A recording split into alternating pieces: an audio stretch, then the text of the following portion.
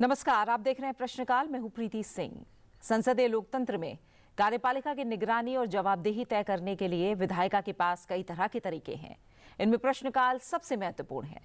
संसद के दोनों सदनों में प्रश्नकाल की कार्यवाही के दौरान विभिन्न विषयों से जुड़े सवाल पूछे जाते हैं, जिसका जवाब संबंधित मंत्रालयों की ओर से दिया जाता है। लोकसभा में प्रश्नकाल के दौरान विभिन्न मंत्रालयों से जुड़े अहम विषयों पर सदस्यों ने सवाल पूछे, जिसका संबंधित मंत्रालय की ओर से जवाब दिया गया। आज के कार्यक्रम में हम प्रश्नकाल के दौरान कुछ अहम मंत्रालयों से पूछे गए महत्वपूर्ण सवाल और उससे जुड़े जवाब आपको दिखाएंगे।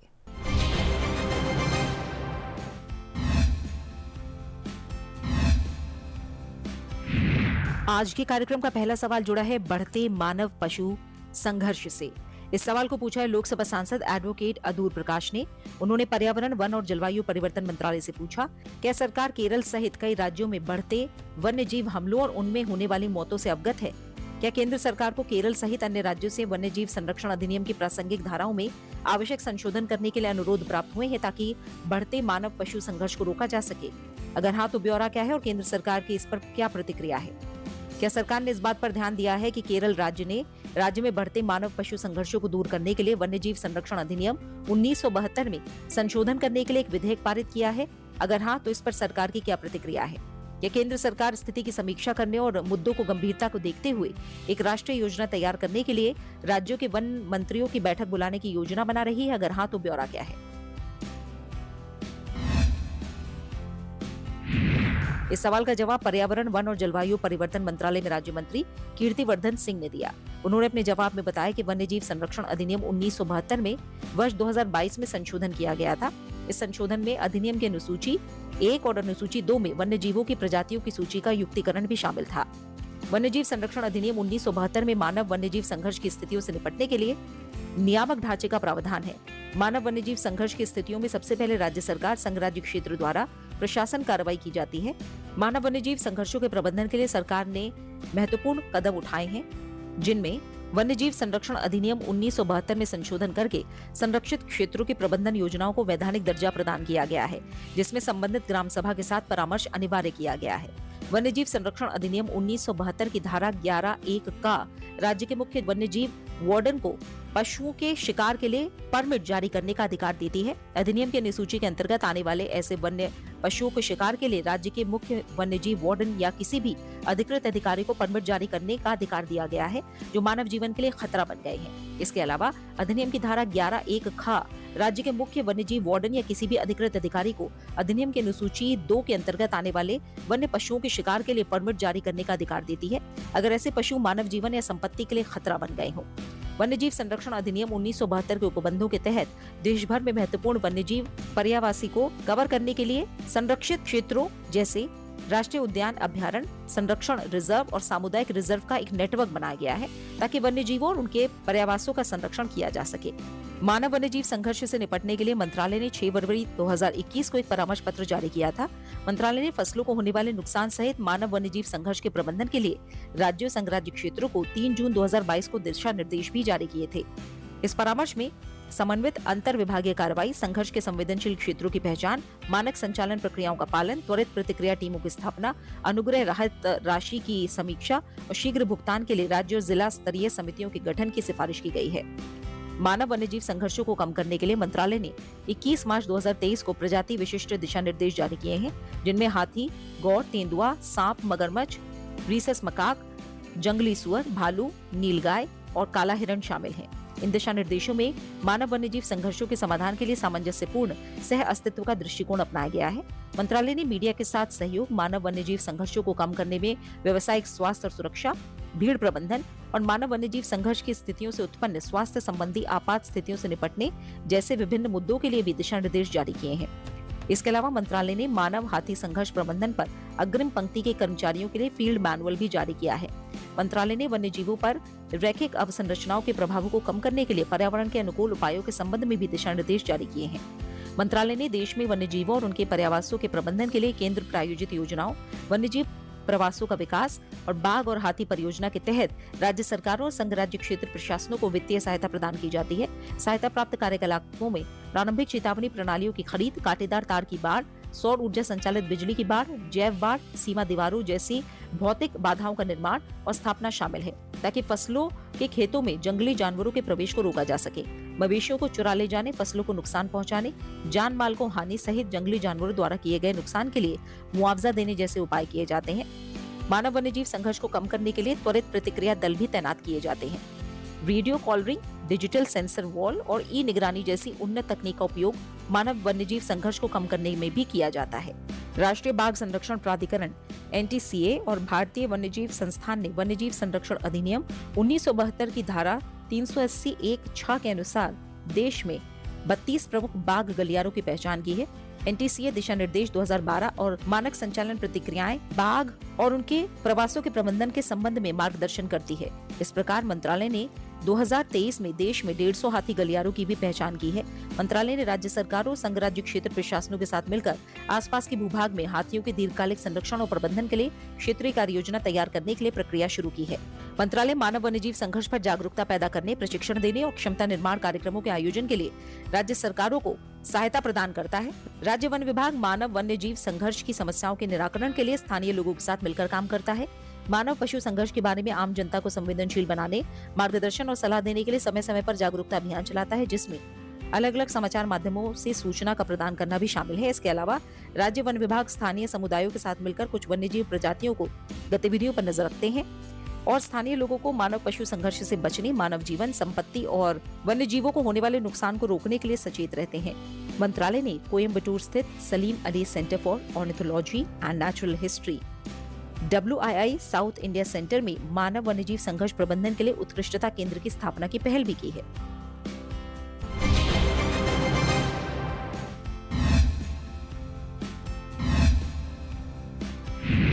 आज के कार्यक्रम का अगला सवाल जुड़ा है राष्ट्रीय अध्यापक शिक्षा परिषद के दिशा निर्देश से।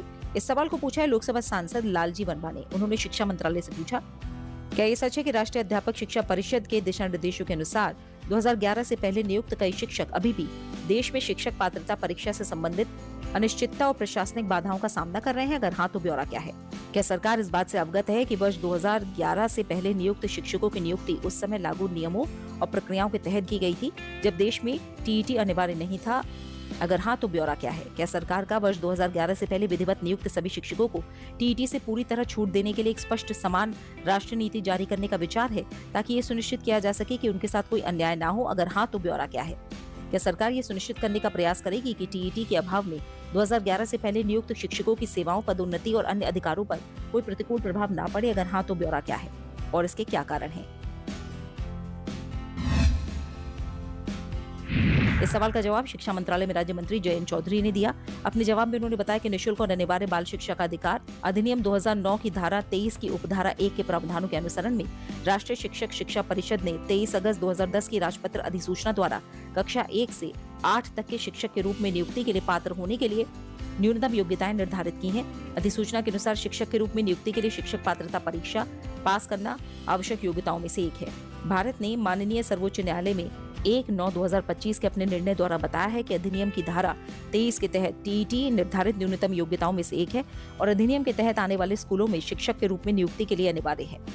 RTE अधिनियम लागू होने से पहले भर्ती किए गए सेवारत शिक्षकों के संबंध में माननीय न्यायालय ने भारत के संविधान के अनुच्छेद 142 के तहत अपनी शक्तियों का प्रयोग करते हुए व्यवस्था दी है कि जिन शिक्षकों की सेवा 5 वर्ष से अधिक बची है वो सेवा में बने रहने के लिए निर्णय की तारीख से 2 वर्ष की अवधि के भीतर TET उत्तीर्ण कर सकते हैं। जिन शिक्षकों की सेवा निर्णय की तारीख तक 5 वर्ष से कम बची है उन्हें TET पास किए बिना सेवानिवृत्ति की आयु तक सेवा में बने रहने की अनुमति दी गई है। ऐसे शिक्षक तब तक पदोन्नति के लिए पात्र नहीं होंगे जब तक वो TET पास नहीं कर लेते। माननीय सर्वोच्च न्यायालय ने निर्देश दिया है कि RTE अधिनियम के तहत सांविधिक ढांचे के अनुसरण में शिक्षक के तौर पर नियुक्ति पाने के इच्छुक सभी लोगों के लिए, साथ ही पदोन्नति के माध्यम से नियुक्ति की इच्छा रखने वाले सेवारत शिक्षकों के लिए भी योग्यता अनिवार्य है।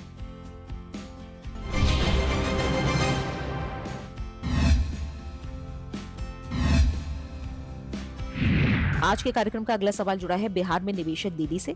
इस सवाल को पूछा है कौशलेंद्र कुमार ने। उन्होंने कॉर्पोरेट कार्य मंत्री से पूछा कि बिहार के उन जिलों का ब्यौरा क्या है जिनमें निवेशक दीदी योजना के चरण 1 और चरण 2 के अंतर्गत महिला उद्यमियों को प्रशिक्षण प्रदान किया गया है। वित्तीय सहायता प्रदान की गई प्रशिक्षित महिला उद्यमियों की संख्या कितनी है? बिहार में जिलावार लाभार्थियों की सूची क्या है? इस सवाल का जवाब कॉर्पोरेट कार्य मंत्रालय में राज्य मंत्री हर्ष मल्होत्रा ने दिया। अपने जवाब में उन्होंने बताया कि निवेशक दीदी पहल का उद्देश्य स्वयं सहायता समूहों, महिला मंडलों और अल्पसेवित क्षेत्रों के ग्रामीण परिवारों की महिलाओं में वित्तीय साक्षरता और जागरूकता बढ़ाना है। इस पहल के अंतर्गत निवेशक जागरूकता कार्यक्रम, कैंप आंगनबाड़ी, SHG और महिला मंडलों में आयोजित किए जाते हैं। इस पहल के अंतर्गत विशेष रूप से महिला उद्यमियों के प्रशिक्षण के प्रावधान की परिकल्पना नहीं की गई है। निवेशक दीदी पहल में वित्तीय सहायता प्रदान करने का कोई प्रावधान नहीं है।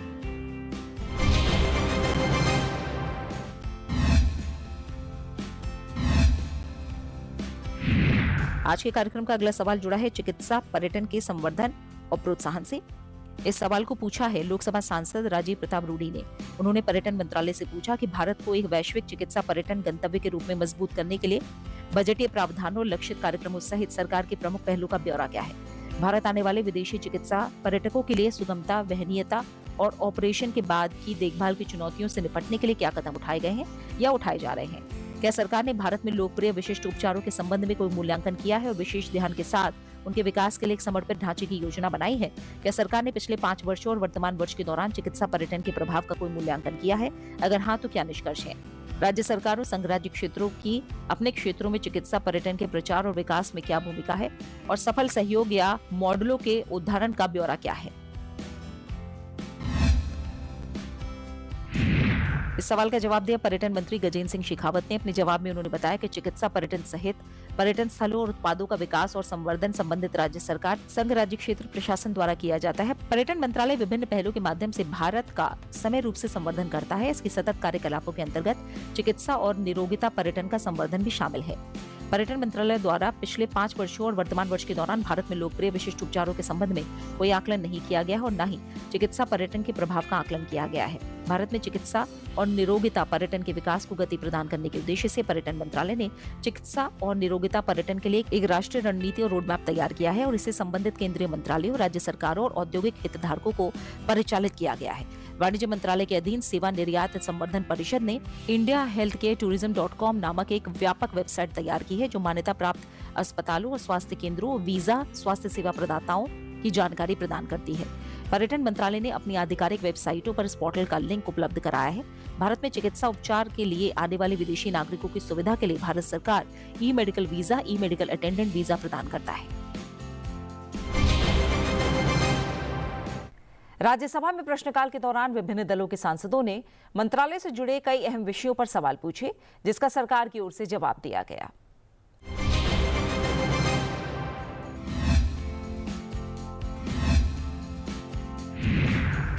आज के कार्यक्रम का अगला सवाल जुड़ा है स्थापित क्षमता में गैर जीवाश्म ईंधन ऊर्जा की हिस्सेदारी में महत्वपूर्ण उपलब्धि से। इस सवाल को पूछा राज्यसभा सांसद मोकरिया राम भाई ने। उन्होंने विद्युत मंत्रालय से पूछा कि सितंबर 2025 में भारत के 500 गीगावाट संस्थापित विद्युत क्षमता की उपलब्धि प्राप्त किए जाने का ब्यौरा क्या है। कुल संस्थापित विद्युत क्षमता में गैर जीवाश्म ईंधन स्रोतों की वर्तमान हिस्सेदारी कितनी है और COP26 के अंतर्गत निर्धारित प्रतिबद्धता से पूर्व 50% जीवाश्म रहित ईंधन लक्ष्य की प्राप्ति की स्थिति क्या है। वर्ष 2025 के दौरान नवीकरणीय ऊर्जा क्षमता में की गई वृद्धि का ब्यौरा क्या है, जिसमें सौर और पवन ऊर्जा के अंतर्गत प्राप्त प्रमुख उपलब्धियां शामिल हैं और वर्ष 2030 तक 500 गीगावाट जीवाश्म रहित ईंधन क्षमता प्राप्त करने और नेट जीरो 2070 उद्देश्य की दिशा में निर्धारित कार्य योजना का ब्यौरा क्या है।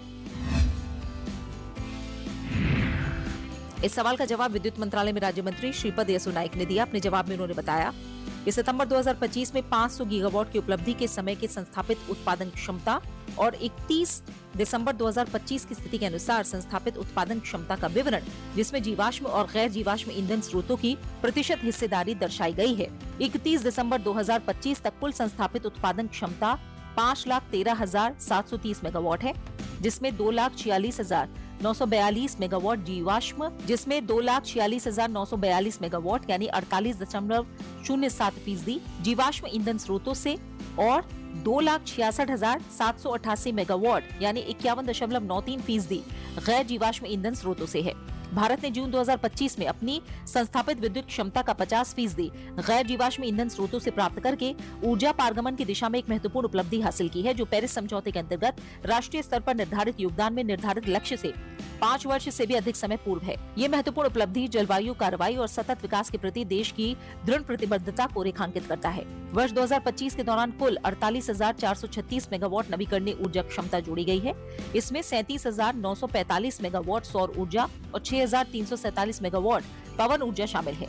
वर्ष 2030 तक 500 गीगावाट गैर जीवाश्म क्षमता प्राप्त करने के लिए भारत सरकार की शुरू की गई पहलों का विवरण और वर्ष 2070 तक नेट जीरो उत्सर्जन प्राप्त करने की रणनीति भी उन्होंने साझा की, जिसमें भारत सरकार ने देश में नवीकरणीय ऊर्जा क्षमता को बढ़ावा देने और गति देने के लिए कई कदम और पहले की हैं, जिनमें 30 जून 2025 तक शुरू होने वाली परियोजनाओं, जून 2028 तक शुरू होने वाली एक ही स्थान पर स्थित BESS परियोजनाओं, जून 2028 तक निर्माण कार्य अवार्ड होने वाली हाइड्रो PSP परियोजनाओं, दिसंबर 2030 तक शुरू होने वाली हरित हाइड्रोजन परियोजनाओं और दिसंबर 2032 तक शुरू होने वाली अपतटीय पवन परियोजनाओं के लिए सौर और पवन ऊर्जा के अंतरराज्यीय बिक्री हेतु अंतरराज्यीय पारेषण प्रणाली शुल्क को 100% माफ किया गया है। ग्रिड से जुड़ी सौर पवन सौर हाइब्रिड और फर्म और डिस्पैचेबल नवीकरणीय ऊर्जा परियोजनाओं से विद्युत की खरीद के लिए टैरिफ आधारित प्रतिस्पर्धी बोली प्रक्रिया के लिए मानक बोली दिशा निर्देश जारी किए गए हैं।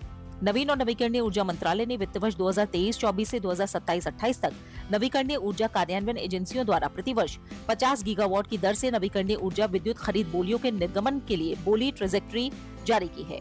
स्वचालित मार्ग के अंतर्गत 100% तक प्रत्यक्ष विदेशी निवेश की अनुमति दी गई है। नवीकरणीय ऊर्जा की निकासी के लिए ग्रीन एनर्जी कॉरिडोर योजना के अंतर्गत नई पारेषण लाइनें बिछाने और नई उप स्टेशन क्षमता निर्माण को सहायता प्रदान की गई है। नवीकरणीय ऊर्जा के तीव्र विस्तार को ध्यान में रखते हुए आवश्यक पारेषण अवसंरचना को सुदृढ़ करने के लिए वर्ष 2032 तक की पारेषण योजना तैयार की गई है। बड़े पैमाने पर नवीकरणीय ऊर्जा परियोजनाओं की स्थापना के लिए भूमि और पारेषण सुविधा उपलब्ध कराने के उद्देश्य से सोलर पार्क और अल्ट्रा मेगा सोलर पावर परियोजनाओं की स्थापना संबंधी स्कीम लागू की जा रही है। प्रधानमंत्री किसान ऊर्जा सुरक्षा और उत्थान महाअभियान, PM सूर्य घर मुफ्त बिजली योजना, उच्च दक्षता वाले सौर PV मॉड्यूल पर राष्ट्रीय कार्यक्रम, प्रधानमंत्री जनजातीय आदिवासी न्याय महाअभियान और धरती आबा जनजातीय ग्राम उत्कर्ष अभियान के अंतर्गत नई सौर ऊर्जा योजना, राष्ट्रीय हरित हाइड्रोजन मिशन और अपतटीय पवन ऊर्जा परियोजनाओं के लिए व्यवहारिता अंतर वित्त पोषण स्कीम जैसी स्कीमें शुरू की गई हैं। भारत सरकार ने सितंबर 2023 में बैटरी ऊर्जा भंडारण प्रणाली के विकास के लिए व्यवहारिता अंतर वित्त पोषण स्कीम को स्वीकृति प्रदान की थी। इस स्कीम के अंतर्गत 3,760 करोड़ रुपए के बजटीय प्रावधान के साथ 13.22 गीगावाट घंटा BESS क्षमता का कार्यान्वयन किया जा रहा है। BESS की बढ़ती मांग को देखते हुए विद्युत मंत्रालय ने जून 2025 में 30 गीगावाट घंटा BESS क्षमता के विकास के लिए एक और BGF स्कीम को स्वीकृति प्रदान की है, जिसमें विद्युत प्रणाली विकास निधि से 5,400 करोड़ रुपए की वित्तीय सहायता प्रदान की जाएगी। नवीकरणीय ऊर्जा की खपत को बढ़ावा देने के लिए नवीकरणीय खरीद दायित्व के पश्चात नवीकरणीय खपत दायित्व की ट्रेजेक्ट्री को 2029-30 तक अधिसूचित किया गया है। नवीकरणीय खपत दायित्व को ऊर्जा संरक्षण अधिनियम 2001 के अंतर्गत सभी नामित उपभोक्ताओं पर लागू है। इनका अनुपालन न करने की स्थिति में दंड का प्रावधान होगा। RCO में विकेंद्रित नवीकरणीय ऊर्जा स्रोतों से निर्धारित मात्रा में ऊर्जा खपत का प्रावधान भी शामिल है। अपतटीय पवन ऊर्जा परियोजनाओं की स्थापना के लिए कार्यनीति जारी की गई है। सौर PV मॉड्यूल के घरेलू उत्पादन में वृद्धि के उद्देश्य से भारत सरकार उच्च दक्षता वाले सौर PV मॉड्यूल के लिए उत्पादन आधारित प्रोत्साहन स्कीम को लागू कर रही है। 12,973 मेगावाट जल विद्युत परियोजनाएं निर्माणाधीन हैं। इसके अलावा 4,274 मेगावाट जल विद्युत परियोजनाएं आयोजना के विभिन्न चरणों में हैं और उनके वर्ष 2031-32 तक पूरे होने का लक्ष्य है। नवीकरणीय ऊर्जा के एकीकरण और ग्रिड की स्थिरता सुनिश्चित करने के लिए पंप भंडारण परियोजनाओं को बढ़ावा देने के लिए विद्युत मंत्रालय द्वारा आवश्यक कदम उठाए गए हैं। वर्तमान में देश में कुल 11,870 मेगावाट क्षमता वाली 10 पंप भंडारण परियोजनाएं निर्माणाधीन हैं। इसके अलावा दीर्घकालिक ऊर्जा सुरक्षा सुनिश्चित करने के लिए न्यूक्लियर ऊर्जा में अपार संभावनाएं हैं और ये वर्ष 2070 तक नेट जीरो लक्ष्य की दिशा में भारत के स्वच्छ ऊर्जा पारगमन के लिए महत्वपूर्ण है। ये बेस लोड पावर का एक स्वच्छ और पर्यावरण अनुकूल स्रोत है। न्यूक्लियर ऊर्जा से होने वाली लाइफ साइकिल उत्सर्जन जल विद्युत और पवन जैसी नवीकरणीय ऊर्जा स्रोतों के तुलनीय है। भारत सरकार ने 2047 तक 100 गीगावाट न्यूक्लियर क्षमता का महत्वाकांक्षी लक्ष्य निर्धारित किया है। न्यूक्लियर ऊर्जा के माध्यम से भारत की ऊर्जा पोर्टफोलियो में विविधता लाने के लिए कई कदम उठाए गए हैं, जिनमें वर्ष 2033 तक कम से कम 5 स्वदेशी रूप से अभिकल्पित स्मॉल मॉड्यूलर रिएक्टर विकसित करने और उन्नत न्यूक्लियर प्रौद्योगिकियों को बढ़ावा देने के लिए 20,000 करोड़ रुपए के परिव्यय के साथ एक समर्पित न्यूक्लियर ऊर्जा मिशन शुरू किया गया है। स्वदेशी संसाधनों के आधार पर भारत की न्यूक्लियर ऊर्जा क्षमता का अधिकतम उपयोग सार्वजनिक और निजी क्षेत्र दोनों की सक्रिय भागीदारी से सुनिश्चित करने के लिए भारत के रूपांतरण के लिए परमाणु ऊर्जा के सतत दोहन और विकास अधिनियम 2025 को अधिनियमित किया गया है। भारत की प्रमाणित प्रेशराइज्ड हेवी वाटर रिएक्टर प्रौद्योगिकी पर आधारित 220 मेगावाट क्षमता वाले भारत स्मॉल रिएक्टर को औद्योगिक केंद्रों में तैनाती के लिए उन्नत किया जा रहा है, जिससे डीकार्बोनाइजेशन में सहायता मिल सके। इसके अतिरिक्त BARC द्वारा स्मॉल मॉड्यूलर रिएक्टरों का भी विकास किया जा रहा है। एक महत्वपूर्ण खोज सहित नई यूरेनियम खोजों के माध्यम से भारत की ईंधन सुरक्षा को बढ़ावा दिया जा रहा है, जिससे जादूगुड़ा खदान की समयावधि 50 वर्षों से अधिक बढ़ जाएगी। क्लोज्ड फ्यूल साइकिल में हुई प्रगति, प्रोटोटाइप फास्ट ब्रीडर रिएक्टर में प्राप्त उपलब्धियां सतत ईंधन आपूर्ति को और मजबूती प्रदान करेगी। क्षमता वृद्धि को गति देने के लिए NPCIL और NTPC ने मौजूदा वैधानिक ढांचे के अंतर्गत न्यूक्लियर संयंत्रों के विकास के लिए अश्विनी नामक संयुक्त उपक्रम का गठन किया है। राष्ट्रीय हरित हाइड्रोजन मिशन भारत के डीकार्बोनाइजेशन प्रयासों में महत्वपूर्ण योगदान देगा और रोजगार सृजन और आर्थिक विकास के अवसर भी उत्पन्न करेगा। इस मिशन के अंतर्गत वर्ष 2030 तक कम से कम 5 MMT प्रतिवर्ष हरित हाइड्रोजन उत्पादन क्षमता संस्थापित करने का लक्ष्य निर्धारित किया गया है। जलवायु परिवर्तन से निपटने के लक्ष्य की दिशा में इस उपलब्धि का भारत के दीर्घकालिक ऊर्जा पारगमन रोडमैप पर गहरा प्रभाव पड़ेगा, जो ऊर्जा सुरक्षा, वहनीयता और सुलभता को अपरिहार्य प्राथमिकताओं के रूप में ध्यान में रखते हुए वर्ष 2070 तक नेट जीरो की दिशा में अर्थव्यवस्था के ऊर्जा पारगमन के साथ ही विकास और प्रगति सुनिश्चित करने में सहायक होगी। इसी के साथ प्रश्नकाल में फिलहाल इतना ही। आप बने रहिए संसद टीवी के साथ। नमस्कार। इसी के साथ प्रश्नकाल में फिलहाल इतना ही। आप बने रहिए संसद टीवी के साथ। नमस्कार।